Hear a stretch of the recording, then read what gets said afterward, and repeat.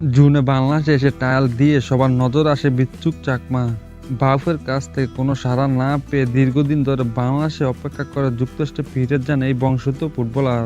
বিচ্ছুক চাকমা জানিয়েছেন, যুক্তরাষ্ট্রে ফিরে গেলেও হামজা চৌধুরী সমীর সময়ের মতো বাংলাদেশ হয়ে খেলতে চান, ছাড়তে চান উন্নত জীবন এবং লাল সবুজের যাত্রী গায়ে জড়াতে চান। এদিকে বাংলাদেশের তারকা ফুটবলার হামজা চৌধুরী বিচ্ছুক চাকমাকে অনেক পছন্দ করেন। জবাবে হামজা চৌধুরী বলেন, সে অনেক ভালো ফুটবল খেলে, আমি তাকে পছন্দ করি, ভবিষ্যতে বাংলাদেশ একজন সুপারস্টার পাবে। আর দেশি লোকাল কোচরা বংশোদ্ভূত ফুটবলারদের নিয়ে বিভিন্ন অজুহাত তুলে ধরেন। বিচ্ছুক চাকমা বাংলাদেশের মনে প্রাণে ভালোবাসেন হামজা চৌধুরী সমীর সময়ের মতো সে বাংলাদেশ হয়ে খেলতে চান।